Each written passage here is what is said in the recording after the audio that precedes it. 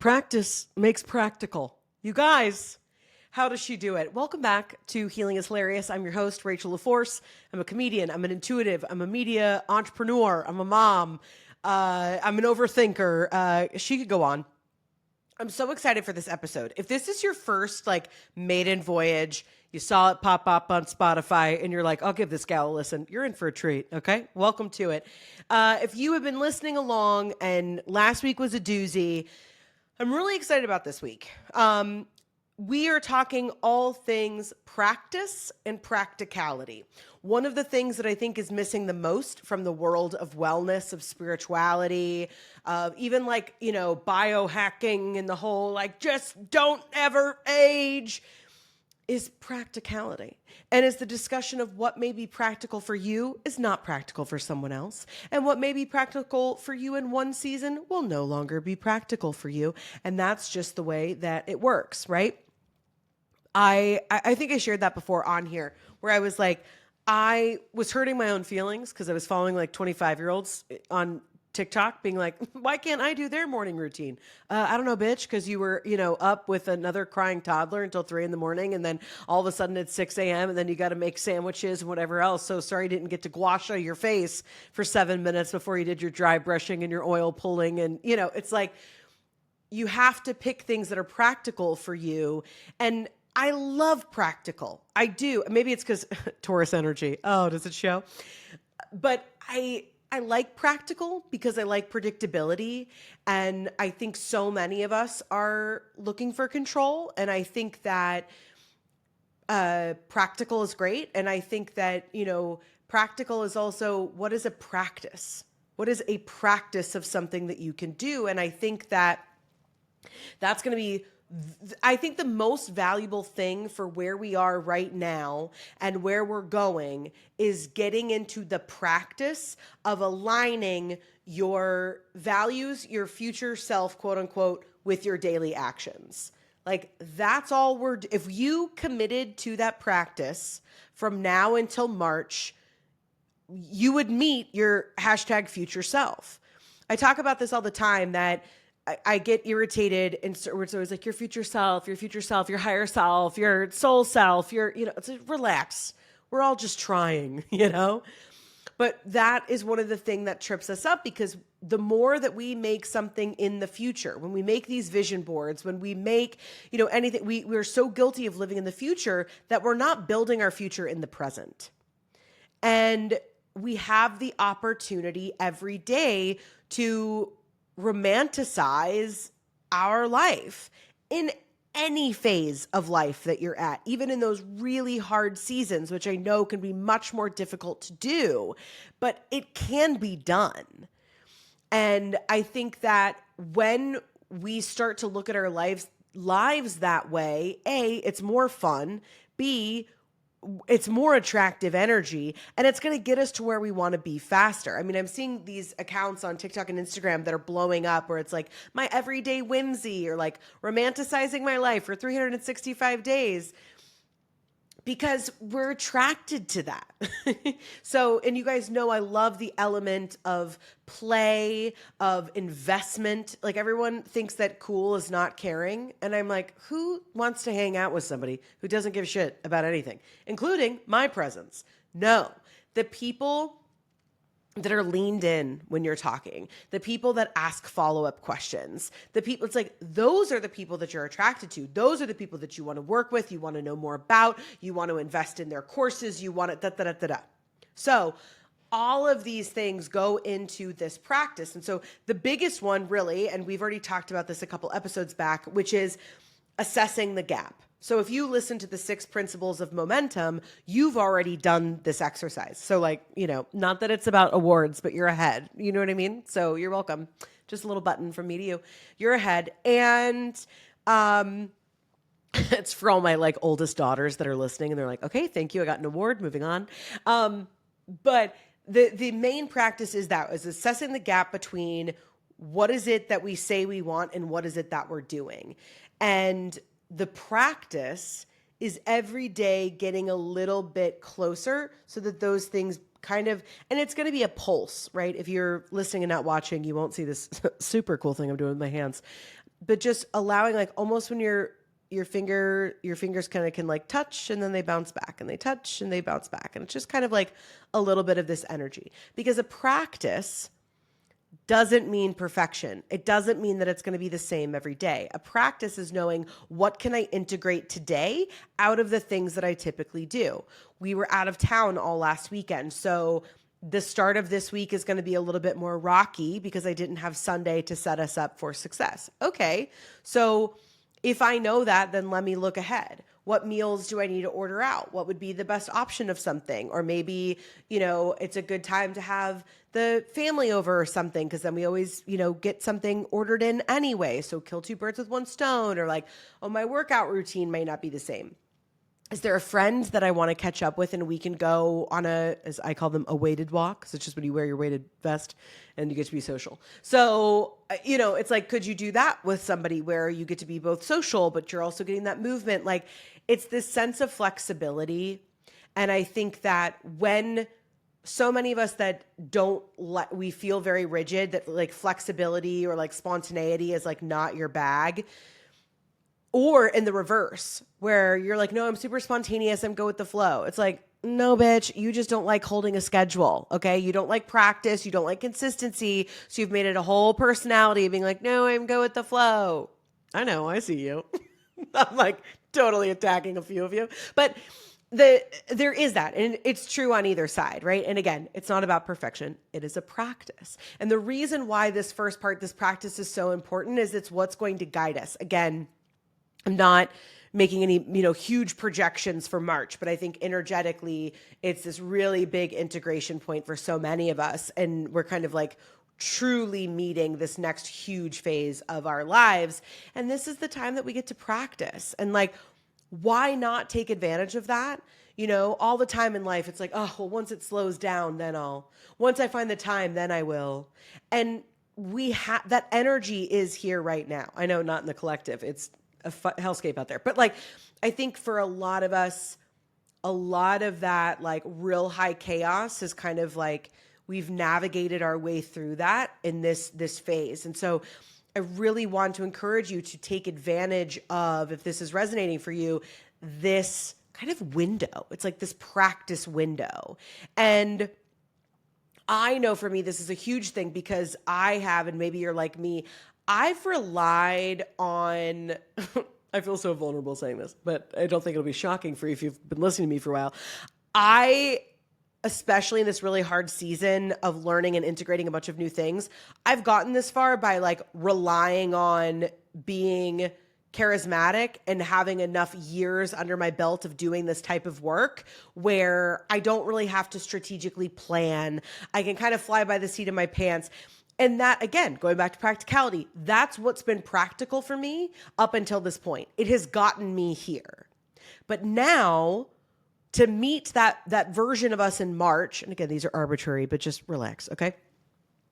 To meet that version of us in March, we have to create new patterns. We have to practice at getting better. We have to practice hearing no. We have to practice hearing yes. Let me say that part again. We have to practice hearing yes. Because you have been so good at self-sabotage. You've been so good at like trying, oh, are you trying? But you're not really trying. You know the difference. And it's that sneaky self-sabotage. And you're really trying now. You are in it. You are putting yourself in the driver's seat. You have, again, that clarity has been unlocked for you that we talked about last week. And you trust now in a way. There is a new sense of trust, a new sense of safety, a new thing that has been unlocked for you.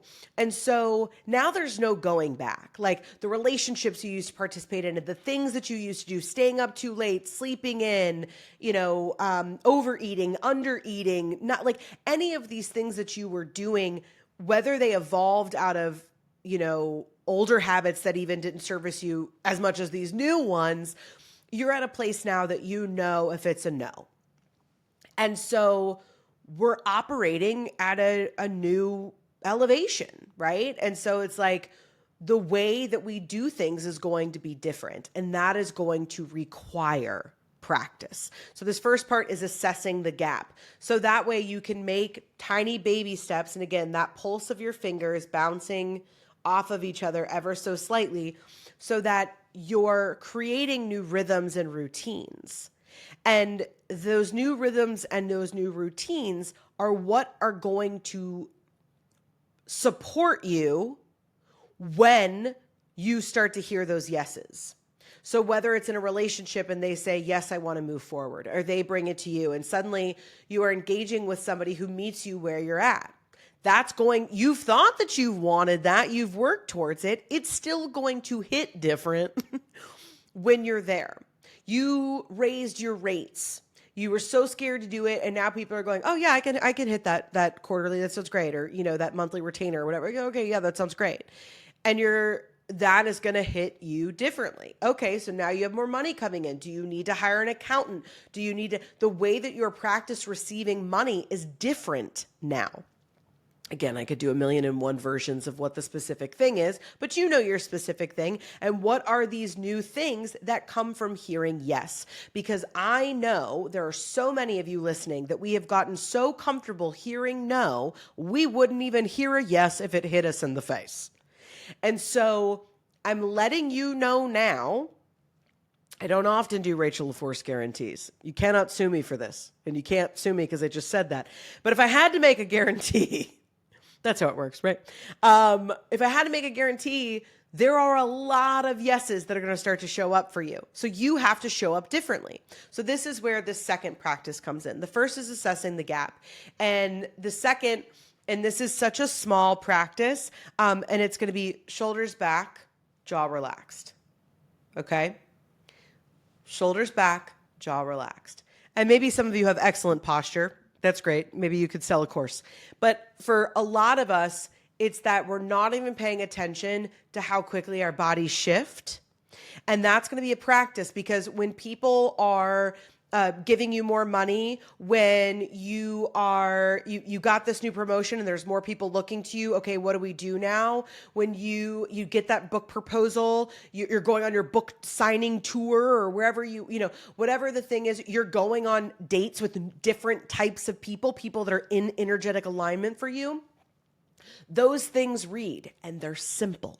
And again, it's a practice because the goal would be, and again, if you do have nice posture, again, what are just those physical things? It's just a physical check-in that aligns the way, what is that energy that's coming towards you with that yes? How does your body meet it? Because if you're meeting it like, oh, yes, me, we're not doing that anymore. It's not cute and it's annoying, okay? False humility is not a personality. Knock it off, all right? So we want to get really comfortable because it's also going to be, this is honestly a somatic practice of training your body to receive that, right? Receiving, I always say it's a give and a take. It's this, I know that's not like a Rachel LaForce thing. That's clearly just an idea, but echoing it of like, it is this secular thing. And by signaling with our body that we're ready for it, that we feel, a little bit of this message is a little bit of professionalism. It is a little bit of that, like, take yourself serious. Like one of my taglines is she's so funny for being so serious because there is that. I think a lot of us think of being serious or being professional as like stuffy or, maybe even like narcissistic, or there's like a lot of, I think, different like terms and energy that we kind of think of with it. And really it's just like, knowing your boundaries and knowing what you deserve. That's what professionalism is. It's showing up in the way that you deserve. It's showing up in the way that you should be treated. That's all it is. It's a little bit of like bad bitch energy, a little bit, but it's more like integrated. So that's that second practice of finding what is that for you. Whether what are those ways that physically you're telling your body like, oh, we don't deserve this, or, oh, like we want to go into March with full body, mind, and soul that everybody is on board. We want to know that we're getting on the ship. We know what's up and we're making it to the other side. So those are just those like subtle shifts of really checking with that shoulders back, jaw relaxed. Okay. Because like I said at the end of last week's episode is, these yeses and these things that are coming in, we have, oh my God, for so long put these things on a pedestal. They have been, oh, if only I could, oh, if only I could get in the room, oh, if only I can, and they have been these just like they're so out of reach for you. And little did you know that like you're the most fucking interesting person in the room to begin with, And I mean, I struggle with this, and it's a thing. I'm sorry, let me take a moment to rephrase. These are things I used to struggle with, which is I always assumed that everybody else knows everything that I don't know, right? It's like, oh, well, I can't put myself up for that because everybody else knows things that I don't know. Okay. Yes. And like you also have an insane amount of knowledge or background or talent or whatever that these other people need. Putting yourself in the position to be professional or receive these things or date the right people or have the right group of, the friends that are reciprocal or whatever. It's not like about what you have to have prepared. Again, that's old programming of needing to prove yourself, of having this sense of self-worth. And that's, I want to be very clear, is not what this episode is about, because we're through that. Of course, we always dip in, and because we're human and we're going to have to go back around. But I'm not entertaining that right now, not for me and not for you, because we're beyond that. And so it really is that hidden practice. Okay. Friends, I would be remiss to not interrupt this episode to let you know about my upcoming Goal Getter sessions. Your dream life is practical, because vision without action is wasted potential. These 90-minute sessions will give you the structure, strategy, and soul level clarity to make your vision real. Every 30 days, you'll join a group of like-minded creators, leaders, and dreamers who are ready to move from intention to implementation. Together, we'll break your goals into actionable steps, create systems that support your energy, and build momentum towards the life you're meant to live. This isn't about manifesting. It's about making it real, because your dream life is practical. You just need a plan. Our first session begins December 7th. So number 1 is assessing the gap. And number 2 is that physical check-in. We're just going to call it the physical check-in because yours may be slightly different. Okay. And then the 3, this practice is what we're going to call stacking. We do this a lot in business, which is like how you start to, if you sell courses or anything like that, if you're a healer or a practitioner or something, or a content creator, you start to stack what your offerings are.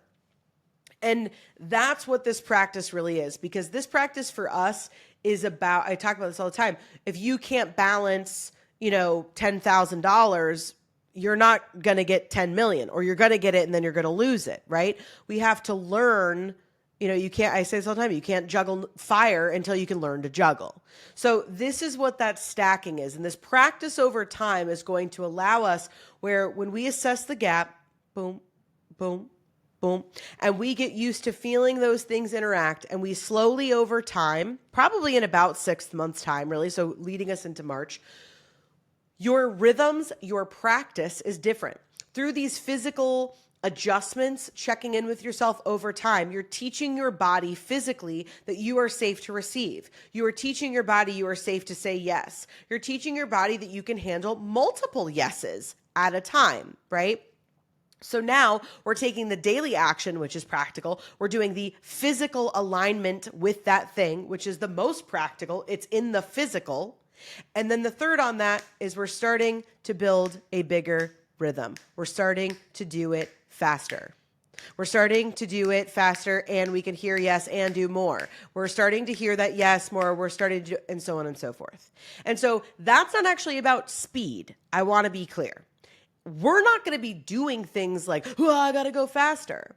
But through that stacking, through that practice of these practical things, you're going to be able to start to do more things at a time. For example, if you don't know, in addition to this, I own a creative agency and studio here in Atlanta with my husband called Skewed Studios. Shout out.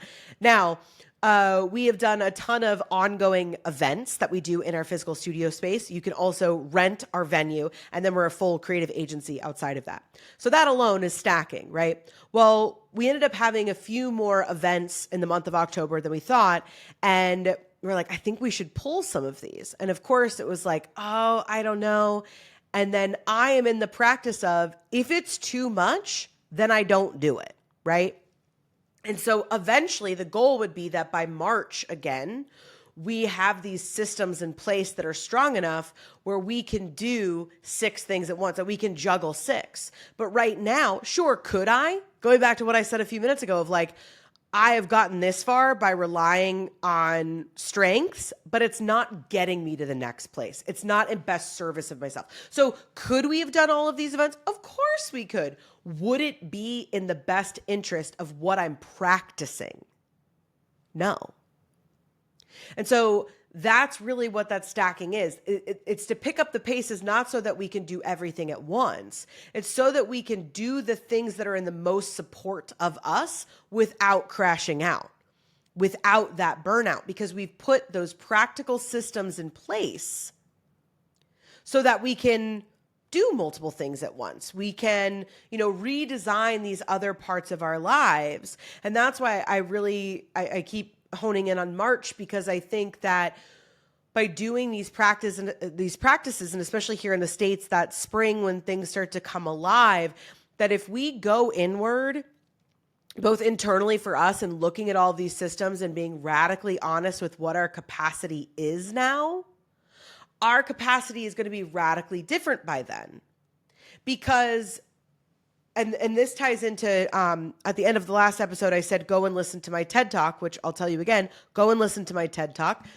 Shameless plug, but also it's highly practical. Please, it is a method to help you bridge the gap between where you are and where you want to be, which is such a part of this process that we're talking about right now. And one of the principles that I talk about, and I've spoken about it here on the podcast before, is that I don't care if you're confident. I need you capable. Because everybody's like, oh, I want to be confident, fake it till you make it, all of these things. Well, that's the same thing that's gotten me here. Of course, fake it till you make it got me here. And here is great, right? This metaphorical here. But I know I'm trying to get to the top of that mountain. So now it's time to shift. And now, excuse me, I'm not crying. I just, I had to catch my breath. And now that we're in this place, it's like, okay, the practice has to become greater. It's the same thing of like any athlete. Once you can hit blank, okay, now we have to switch that conditioning. You're always going to plateau. So I'm sharing this message because I know it's true for me, so it's true for you, of like what has been working is like no longer. And so that fake it till you make it, it's like, no, now we need to build strong capability. We have to build that. So when you hear that yes, that one yes that you have been waiting for, praying for, you've had it on the vision board, it doesn't shock your nervous system. You know that even if you maybe don't feel confident yet, or you feel a little nervous, or like, wow, that came in a lot faster than I thought. Well, that podcaster, Rachel, was really telling the truth. Or, whatever. Because of course I would be the first person you would think of when you get the biggest yes of your life. She's joking. But, when you get and you hear that yes, we just need you capable. We just need you to know, and also a little bit of nerves are a good thing. I don't need you overconfident. We don't fucking like those people, okay? A little bit of nerves is good. We want that vibrating energy. We want a little bit of that nerves because it's going to ignite something in you and it's going to allow you to show up differently. But I don't want you to show up nervous. And so this is what practicing this capability is learning that we can do things. And when you start to see your life shift from what you value and what you want in your life to actually practicing that in those daily habits, and you do that for 6 months' time, the way that you feel about yourself is going to change. Your sense of self-trust is going to change. Because it's never been that you couldn't do it. It's been that you have chosen not to do it. And whether that's out of shame, oh, everybody else gets this thing and I don't get it. And I know that because of blank, blank, and blank. Or what, like, but again, we're not going back there. We've crossed that threshold, right? So we know being in this place that it is safe to feel safe. It is safe to trust ourselves. It is safe to be confident. It is safe to be professional. It is safe to hold these boundaries, to ask for what you want, and you are safe to receive these yeses. So while we are in this space, that is the work, right? We're going to assess the gap. And by doing that time after time after time is going to build a sense of self-trust as we visualize and we see our life shift. Where we're getting up when our alarm goes off. And we don't have to worry about breakfast because we made time this week to prep what we know we'll actually eat. And then we've, scheduled things accordingly. So we know what workouts we want to go to or how we want to, move our body, or, we've set our schedule up in a way that we can actually get all of those things done in a week. And you're saying no to second dates with people that it's a no, and all of these different things. When you feel that shift, and that people that aren't good for you are staying away because you're setting those boundaries, and the people that are reciprocal are showing up, that sense, again, it's that sense of like, I am safe. And it's not that I never was, it's that I wasn't setting those things in place for myself. So that's what this practice really is. Not only because, yes, when that big, big yes comes, I want you to be able to pull it down and meet it eye to eye, but it's also that I want you to be present for it. You've worked so hard, and I want you to be able to enjoy it, and I want you to be able to stack that into more yeses. And this is truly the place where you get to shift your life. Like, it's here. And I want you to be able to show up and be present for it.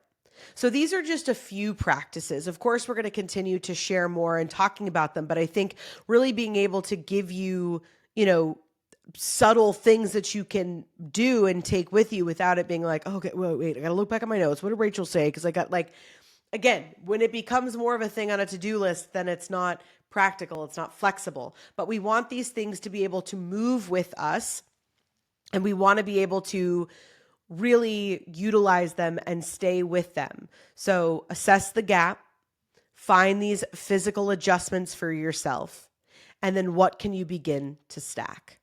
And as we do those things, we are going to evolve. We are going to expand into this new sense of capability. And the more capable that we feel, the more self-trust we have, the more that we're throwing our hat in the ring for whatever your specific thing is. Not because we even expect to get it, but simply because we know if we got it, we could say yes and we could show up and we could do the job. All right. I'm so excited for you. We've got more to come this season. I just am so excited. I am changing my tune on winter this year. And I'm like, I want to fall in love with it. I want to fall in love. This seasonal depression won't be great, but what is it not going to show up this year? Doubtful. So we're just going to roll with it. But, really setting myself up, I feel like, in all of these other seasons, we're like, oh my God, I'm going to go apple picking, and I'm going to go, and we have all these things we're going to do. And then it's like, once the holidays are over, then we're just like, I hate this. And we're not going to do that, at least not here in Healing is Hilarious. We're going to set ourselves up with some really great practices and rituals and things that we can do through winter to keep this momentum going. We've been working on ourselves. We've been getting honest and really letting go of a lot of things. We have found the sense of reinvention. We have stayed committed to it. We've made it through this really radical eclipse season and really come in 10 toes down. What do we want? And this is the time to practice that so that we can really come out on the other side. And I'm stoked. So check the show notes. If you have not signed up for the newsletter, highly encourage you to. I think the October newsletter has already gone out, but you can jump on for November and December. And I'm going to be announcing, very shortly, some new one-on-one offerings, some monthly community circles that we're going to be doing. It has been a long time. I've had to go really deep and excavate some stuff to get to the place where I can now begin to stack the things that I am doing and bringing to you. So stay tuned for that. So definitely jump on the newsletter. So that way you can be the first. We're going to have some BOGOs going out. We've got some fun giveaways, maybe some fun new merch. Stay tuned. It is going to be fabulous. But for now, as always, tune out, tune in. Love you, mean it.